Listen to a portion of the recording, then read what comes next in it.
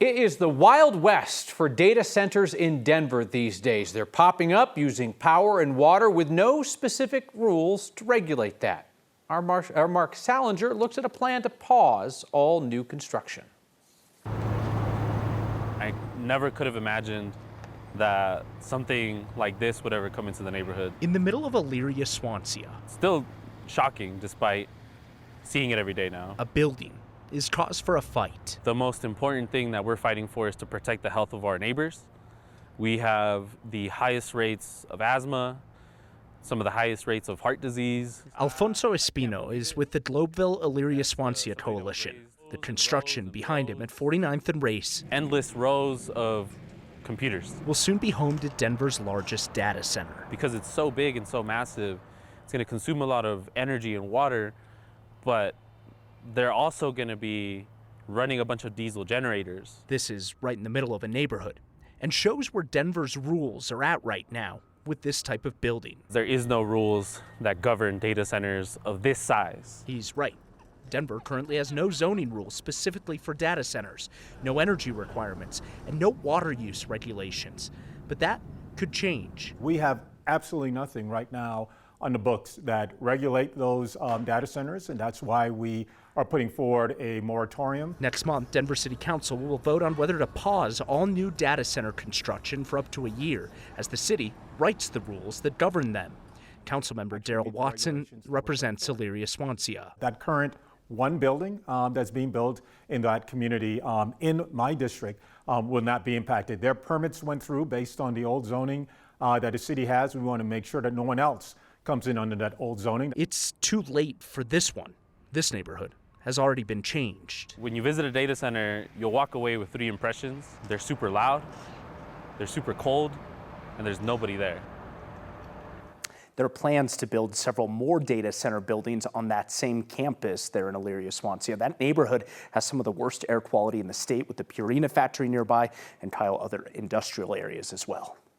So this is Denver's approach. What do we see other municipalities doing? Yeah, so Larimer County up north in Fort Collins, they've also put a moratorium in place. Weld County also passed new regulations on where and how these data centers can be built. For example, not on farmland in Weld County, they say, just in industrial areas up there. We should probably reduce our usage of these things just like we are water. Maybe you need to stop asking Claude to pick out your outfits every day.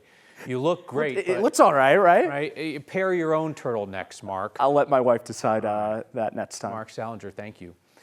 Republican Congresswoman Lauren Boebert is part of a new push to build President Trump's White House ballroom project. Republicans are now saying that the shooter intercepted at the White House Correspondents' Dinner on Saturday is more proof that the president needs his on-site ballroom at the White House, which is currently stalled by legal challenges. A 31-year-old suspect is facing federal charges after prosecutors say he opened fire outside the gala at the Washington Hilton on Saturday. Prosecutors say the suspect sent notes to his family right before the shooting, saying it was his duty to target Trump administration officials who were gathered with journalists at a ballroom at the hotel. Shortly after the shooting, members of the Trump administration began calling for construction to resume on the president's ballroom. They now say it's a national security issue. Construction was halted after preservationists sued, claiming the administration didn't go through proper channels before they bulldozed down the east wing of the White House.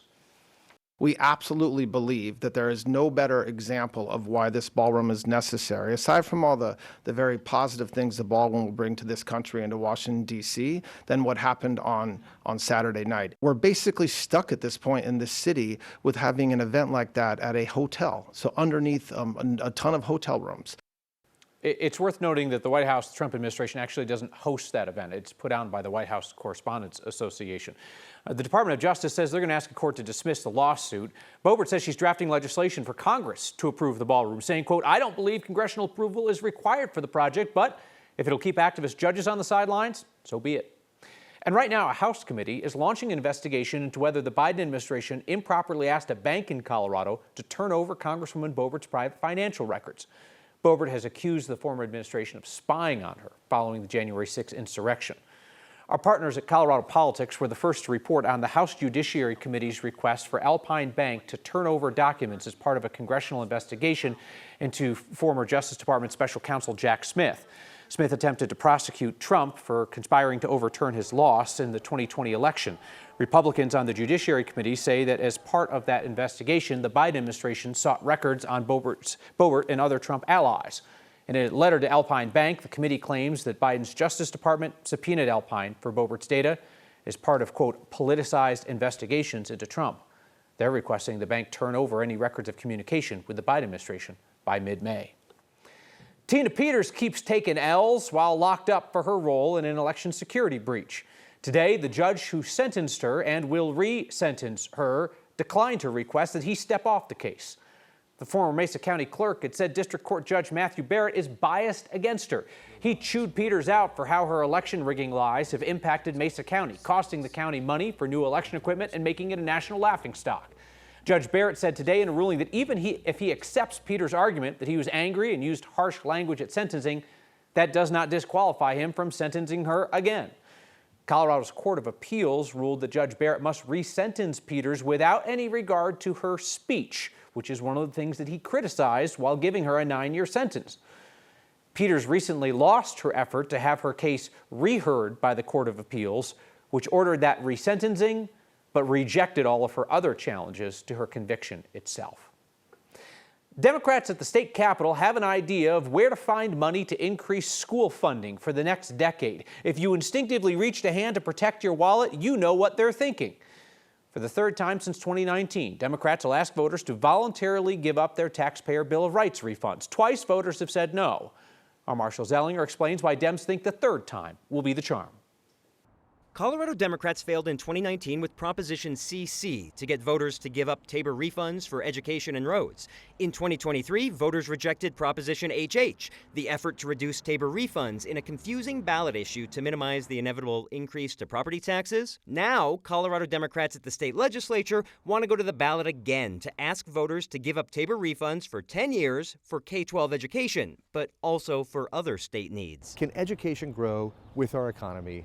2% a year, every year for the next 10 years, the end result of which is billions of dollars more for K-12 public education. The bill sponsored by Democratic State Senator Jeff Bridges and a majority of Democrats at the legislature would use TABOR refund dollars to pay teachers more money, lower class sizes, and give teachers access to continuing education. TABOR says, if you want to keep more revenue, ask the people. It would allow state lawmakers to keep and spend $4.5 billion more dollars that otherwise would have been refunds if those refunds exist that year. Voters approved a shorter version of this in 2004 when Referendum C allowed the state to keep and spend TABOR refunds for 5 years. Now we're back in the same situation we were when Governor Bill Owens, Republican Governor Bill Owens, said this is terrible for the state. I've supported TABOR all my life. It had an unexpected structural problem in it called the ratchet.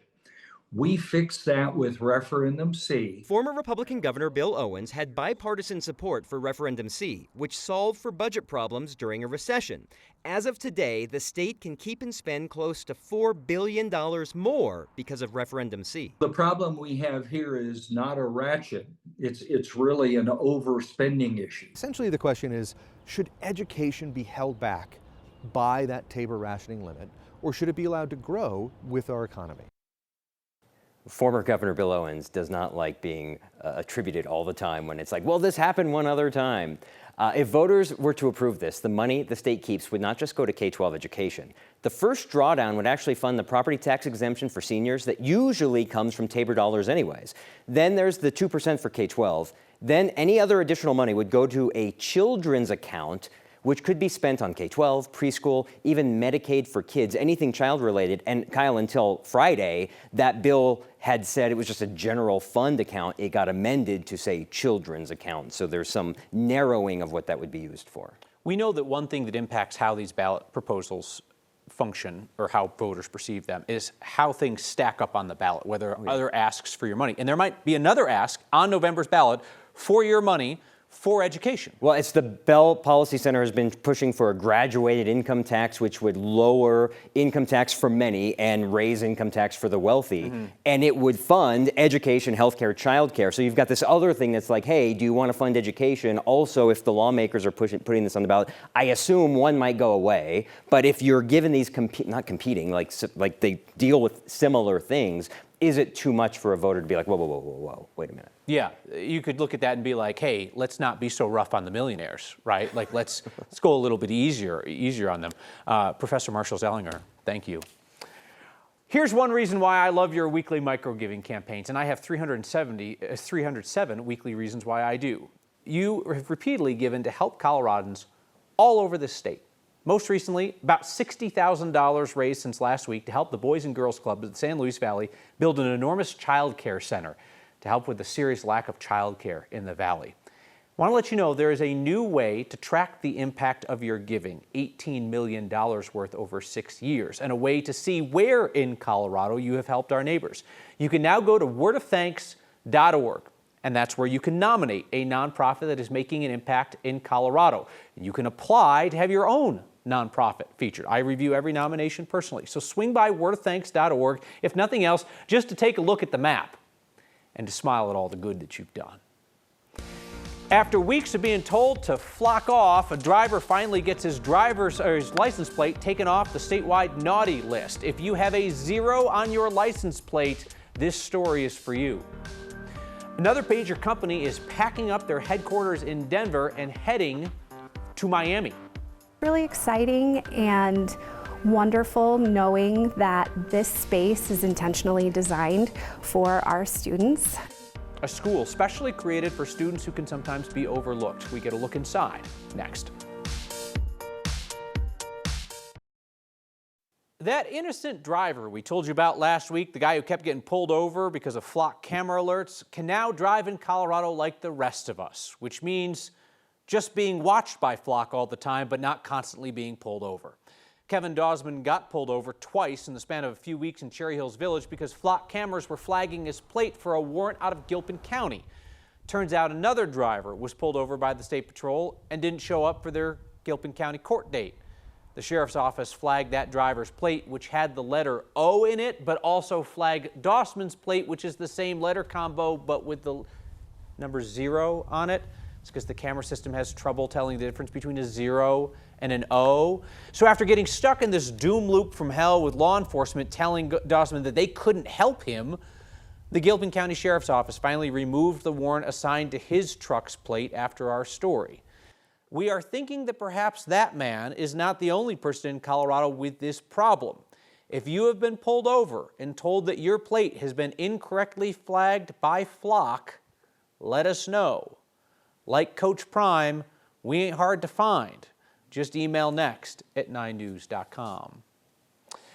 RE/MAX is moving its headquarters out of Colorado after a company in Miami bought the large real estate brokerage service. The company announced today that the real brokerage reached an agreement to buy them in a cash and stock transition. The combined companies will be headquartered in Miami. RE/MAX has been out of Denver since the 1970s. The companies say they'll maintain a significant presence in the Denver area. We should say this is the second large publicly traded company to move its headquarters from Denver to Miami this year. Palantir announced its move from Colorado to Florida in the dead of night back in February. Meteorologist Chris Bianchi is along now. Oh, what do you have there? I got some soup. You got some soup? It's soup. Yeah, the folks who have watched this program for a while may remember our great soup versus stew versus chili debate with our producer Mallory, who was on the wrong side of that debate, but proactively Chris told me today that she had minestrone soup for lunch today. Some say minestrone. Those people are wrong. It is minestrone. So Mallory is right for once. Mallory is exactly right. That is, I think, unquestionably a soup here, right? There is no question. Yeah, no. Minestrone or minestrone, as the people who are wrong say, a soup. And an elite one is at that. Oh, I would say so. This is my wife's idea, by the way. I was going to the store. She said, what should we get for dinner? And I said, what should we get for dinner? She said, well, soup, duh. It is soup weather, and we are seeing some of that. I'm going to try and do this entire segment with a can of soup in my left hand here. Some showers for us here along the Front Range. That rain steadiest for us north of Denver. Right now in town, we're not seeing a whole lot of soup weather for us with some rain showers that are trying to fall, but that rain will pick up as we head over the next couple of hours. We get a little push of energy that comes in from the west. That rain will kind of intensify as we get between about 7 and 10 p.m. So we will see some rain showers in most areas. Most of us will get in on some of that rainfall. Eastern Plains will have some of that rain as we fall asleep tonight, and then some snow showers for us in the mountains into tomorrow morning as well. Rainfall amounts, and this is raw model data, but just notice the hit or miss nature of that rain. Not everybody gets the meaningful quarter-plus inch of rain, but most of us should get at least some later on tonight. But then later this week, watching a more intense storm system that'll approach from the west. And this one could bring us some more widespread rainfall for especially Thursday. Thursday looking like a borderline washout. Then we dry out and warm up this weekend. Let me get the soup out of the way so you can see that Monday forecast early next week. You know, the contention of having soup in the forecast. But there it is, that 7-day forecast. A pretty cool and rainy and soup weather-like day for us on Thursday. Television has been around for 75 years, and this is the first time anybody's ever shouted at the TV, "Get your soup out of the way!" Students with disabilities are getting a space designed just for them in Lakewood. Their fellow students made it happen. That's next. A 60-year-old school in Jefferson County has reopened with a new mission to combine innovation, compassion, and community to better support students with significant needs. Our Byron Reed has the story. We're going to pound our chest like a gorilla. Moving creates a change. It's ways that we can wake up our bodies, ways that our minds can get engaged. For special education teacher Megan Augustine, There you go. it's an important part of her students' day. It establishes the routine. I think it brings that movement and that connection. Breathe in. Augustine is a teacher at Fletcher Miller School in Lakewood. Their new building is a lifeline for students with complex physical, medical, and communicative needs. Our students are capable of doing amazing things, and by having these spaces accessible to them really can just show us what they know. The new 67,000 square foot space replaces the original building built in 1963. Their mission? To provide more access to high quality education. What we have here is a conveyor belt that is controlled by switches. Julie Osborne is the school's principal. She says the move to a new building was necessary. One thing you'll notice are the wide corridors. We also have storage areas off the classrooms so that additional medical equipment can be stored out of the hallways. So those are the kinds of things we do here, and this space allows us the space to do that. It allows us some flexibility in some of our rooms for instruction to happen. Go 121. Construction got underway last year with the help of students from Bear Creek High School who felt it was important to give back. I've always felt like, doing my part was a big part of my life, making sure that all of my resources could go to other people, especially people with disabilities. Okay. Now Augustine's hope is the move will make a big impact and prove that with the right support, every student can thrive. When having these spaces that are so tailored to them, we can really help them be as independent as they can. For Next. Big difference, yes. I'm Byron Reed. We'll be right back with your feedback next. Thank you. You're welcome.